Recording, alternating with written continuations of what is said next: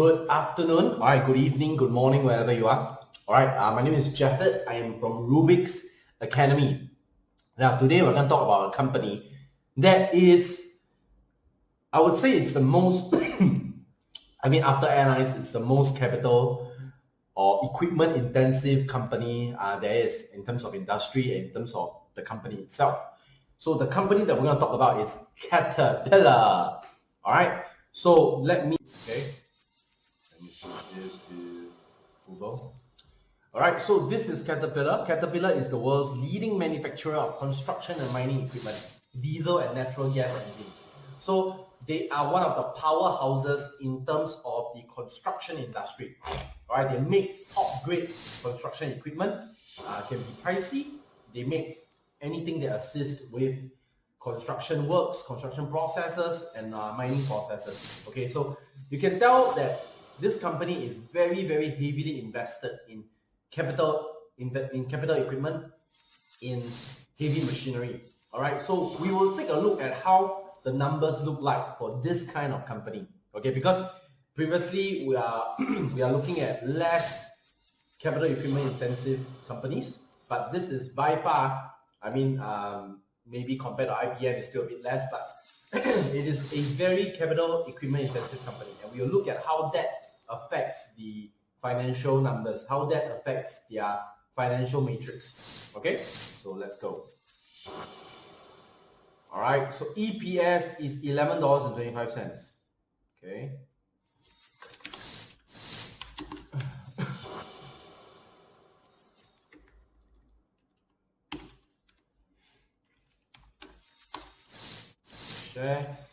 Piotrowski F score is 5. Okay, Piotrowski F score measures 3 things: profitability, leverage, and operational efficiency. So these are the 3 things that the Piotrowski F score measures. All right.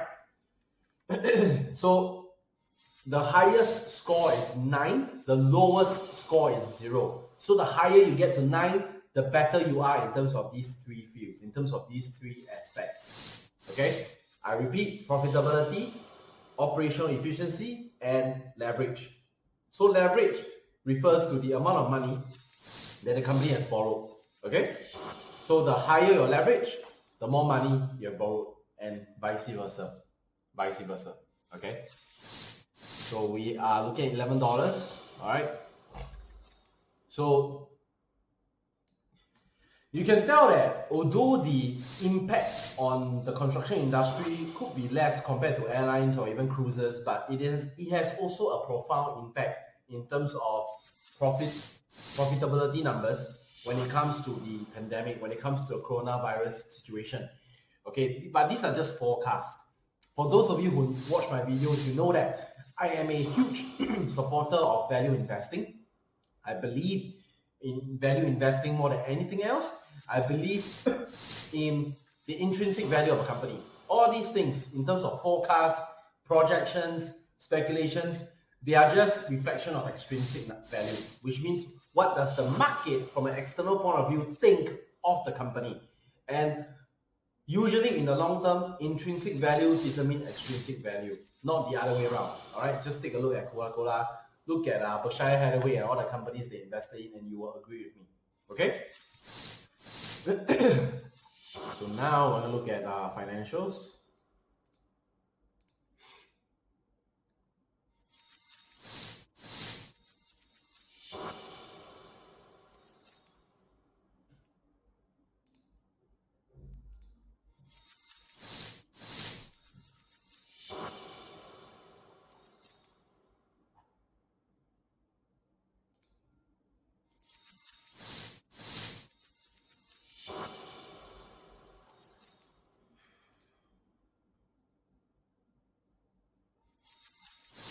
Okay, so for financials, we're looking at gross profit is about 15 billion. All right, why 15 billion? Because you need to take this and multiply it by 1,000. Why multiply by 1,000? Because you can see here, all numbers are multiplied by 1,000. Okay. Now, for gross profit is 15 billion, 15.42 billion. All right, we're now going to go into the third decimal place. All right, 15.42 billion. Net earnings is about 5 billion. 5 billion. So one thing I can notice off the bat right here is that, okay, the net earnings and gross profit is relatively close to each other. Relatively close, okay? So it means that their operations cost, their OPEX, their operational expenses, does not make up a huge percentage of the company. In other words, their profit margin is very thick, okay? Now, let's look at the statistics. This is the latest statistics, March 2020, okay? You can see that gross profit visibly does not have any drop because of the coronavirus. So that's excellent, okay? Net earnings,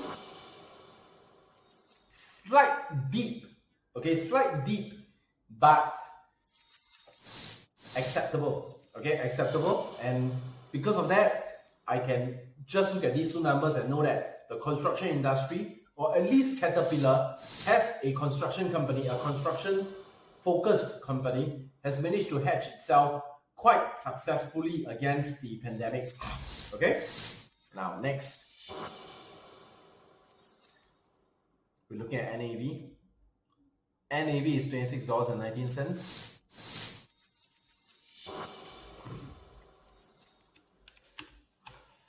So just now I talked about intrinsic value. NAV is the easiest and shortest way to understand a company's intrinsic value. All right. Next, debt to net profit.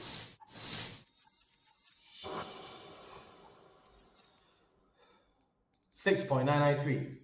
So for every $1 of debt, they have about $7 of net profit, which is okay, which means that as long as it's not too close, it means that the company is in a good position when it comes to paying off their debts. So risk of default is low. Debt to cash flow, 5.359.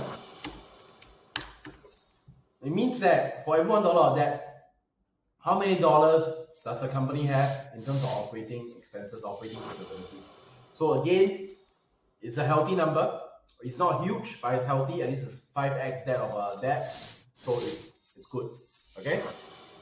Next, we're looking at debt to assets, 0.489. Anything that is close to 0.5 is considered quite acceptable. Okay, so for every $1 of debt, how many dollars of asset does the company have? Okay, so for a company like Caterpillar, a lot of its assets will come from its R&D sector. All right, and its equipment, capital equipment sector. All right, next we're looking at ROE.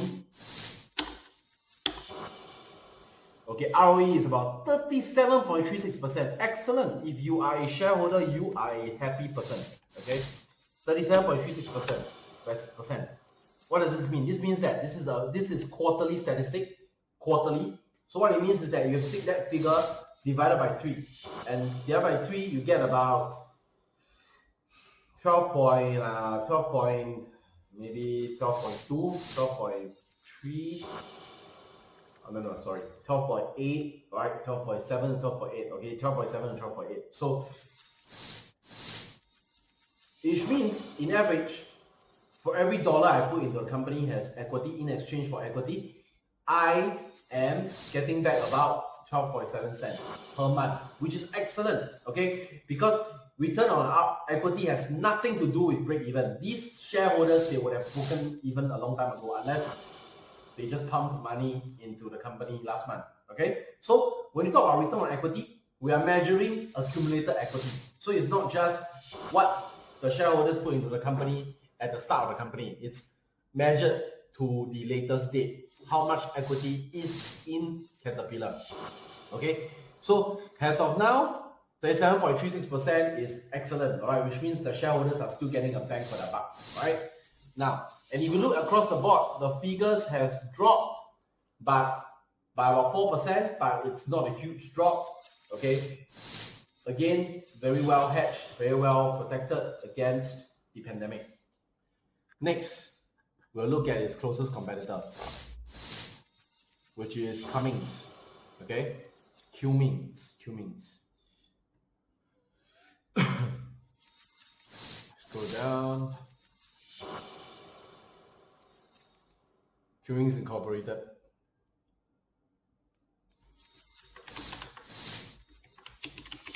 All right.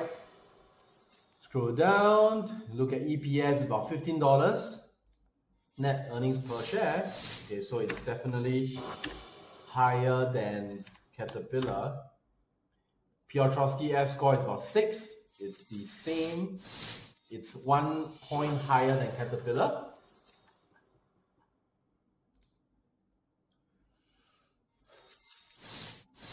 For gross profit, is about 5 billion. It's way lower than Caterpillar. But somehow they got a higher Piotrowski F score. So it could be because of the debt, it could be because of their net earnings, right? So net earnings is 2 billion, right? 2.1 billion. Wow. Gross profit is 5B and net earnings is 2B.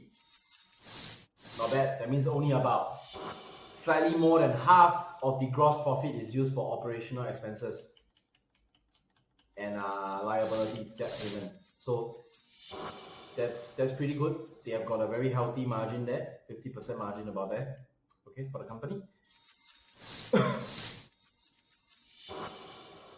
Then we go down to NAV.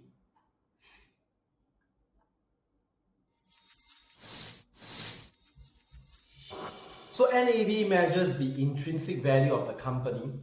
All right. So when we talk about intrinsic value, we're talking about the assets of the company, whether it's valuation assets, the data asset valuation, whether it could be physical asset valuation, the assets of the company, the gross profits, and basically how much the company is worth in the event of liquidation, whether it's forced or voluntary. That all those things are intrinsic value.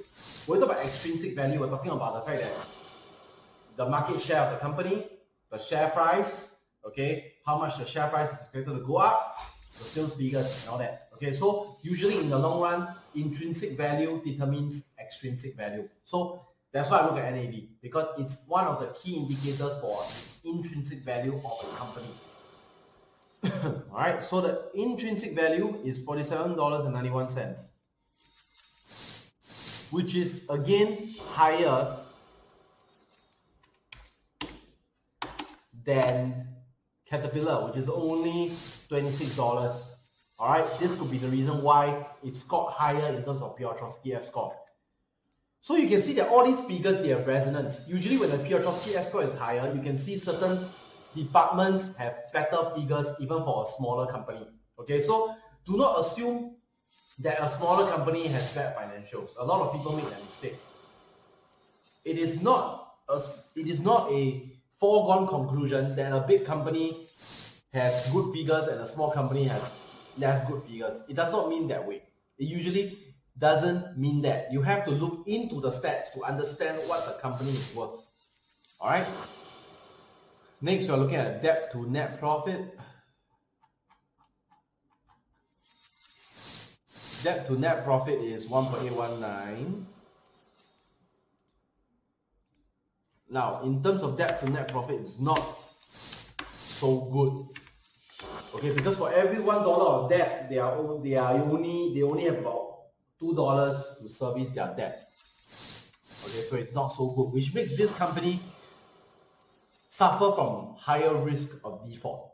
All right, debt to cash flow is about 1.218.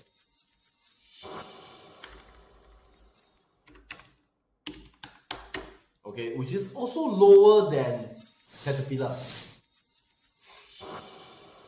Probably this is because of the reason why this is due to the reason that they earn way less than Caterpillar. The gross profit is way lower, and they are taking such a and they have their net earnings is so much less than Caterpillar. It's about 3 billion lesser. So that could be the reason why. Okay. Also, another reason could be because of the fact that there is a lot more debt in Cummins than in Caterpillar. A lot of reasons could have accounted for these figures. Debt to asset 0.191. So that is actually not good, okay, because it shows that for every $1 of debt, they only have about 19 cents to cover that debt. So in terms of risk of default, definitely Cummins is a lot higher than Caterpillar. Alright, but of course, if you look at the overall figures, wait, let me just look at the last matrix first before I do some analysis. Return on equity is 29.82%. Okay. For all the combined equity money that's been put in exchange for equity thus far in the company. ROE is also lower, but 29.82% is pretty good. Okay, so these figures tell me that the shareholders are still enjoying very healthy returns to their initial investment, but the amount of cash flow left in the company and the amount of debts they have accrued is not very healthy at the moment. Okay? It's not very healthy. So it depends on, maybe after they got the initial funding for shares, after that the company resorted to borrowing and borrowing. That's why they could have accrued a lot of debt instead of asking for increased shareholders' equity.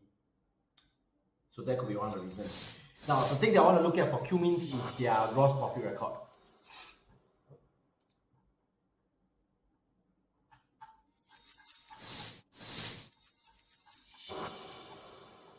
Which is here, balance sheet. Okay, so you can see that same thing for Cummins, their profit level has been barely affected, which is a good sign. Okay, how about net earnings? Staying strong as well. Okay, so this pandemic has not hit them hard, right? Because if the pandemic has hit them hard, together with these debt ratios, these leverage ratios that I'm seeing, then the company could be looking at a very real possibility of defaulting due to insufficient sales and all that. So, but if you look at the figures, okay, it's been quite constant. So perhaps this debt to net ratio has always been like that. Okay, although it's not very healthy, but at least there wasn't a drastic change. All right, whenever you want to know whether a company is about to declare bankruptcy, okay, because of a specific event like a recession or depression, you look at the track record. Then you will know whether there has been a drastic change in the company's financial ability. Okay, so with all this, let's look at the notepad to conclude. Okay, so in conclusion, these are the figures that I have painted. Overall, I would say that Caterpillar is still a slightly more valuable company, just looking at these metrics, because they seem to have the ability to expand at a much faster pace as compared to Cummins. That is my conclusion. Okay? Whether or not you want to value invest into Caterpillar, that is up to your own discretion. This is not a solicitation to trade or invest. But my personal view is that I feel that Caterpillar in terms of intrinsic value could be higher. Okay, because of much healthier financial ratios, leverage ratios. Okay? And that is why I think if they wanted to, they have the cash flow and the ability to expand. Alright, so that's it from me. Thank you very much. I hope you tune into the next episode. Once again, my name is Jefford from Rubik's Academy. Thank you.